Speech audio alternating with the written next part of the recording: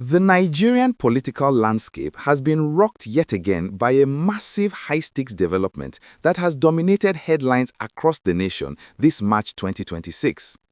The Independent Corrupt Practices and Other Related Offences Commission, popularly known as the ICPC, has reportedly made a staggering discovery that directly links the former governor of Kaduna State, Malam Nasir El-Rufai, to multiple million-dollar real estate assets in Cairo, Egypt. This explosive revelation comes at a time when the former governor is already in custody following a dramatic series of events that began with his arrest at the Abuja International Airport in February.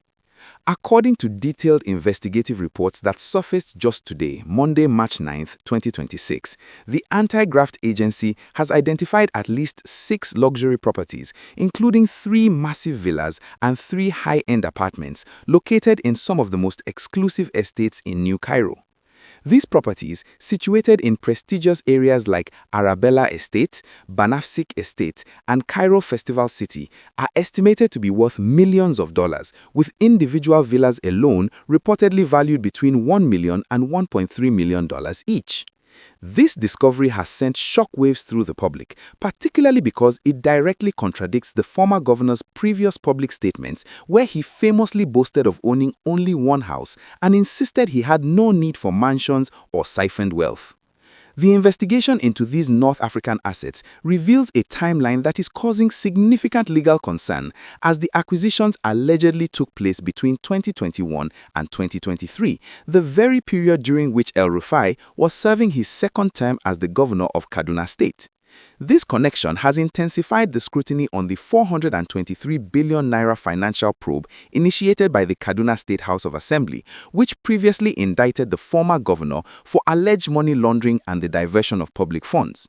While the ICPC continues to dig deeper into these international property links, the legal battle on the home front has reached a boiling point.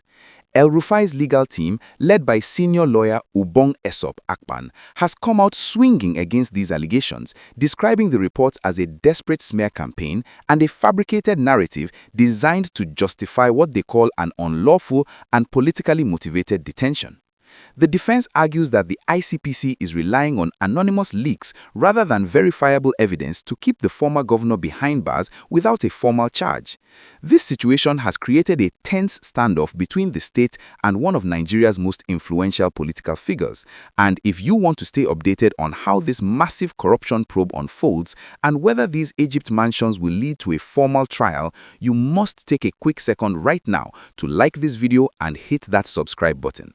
We are committed to bringing you the most accurate and verified updates on this developing story in 2026, so please join our community by subscribing and turning on notifications so you never miss a beat of this Nigerian political saga. The drama escalated further when details of a recent raid on El-Rufai's Abuja residence were made public through court filings.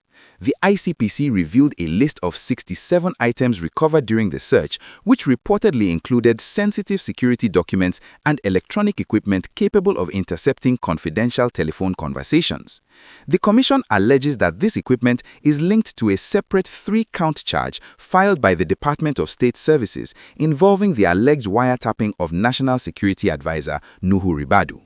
In a bold move, El-Rufai has filed a 1 billion naira fundamental rights enforcement suit against the ICPC, challenging the validity of the search warrant and demanding compensation for what he describes as a psychological trauma and a gross violation of his privacy. His legal team has even filed criminal complaints against the leadership of the ICPC and the DSS, seeking personal accountability for his continued incarceration.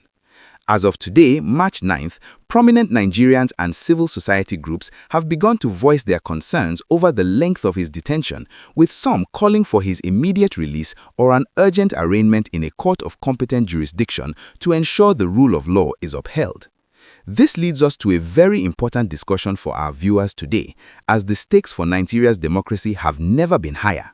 Do you believe that the discovery of these alleged million-dollar mansions in Egypt is the smoking gun that will finally lead to a conviction? Or do you agree with the former governor's supporters who claim this is a coordinated political takedown ahead of the 2027 elections?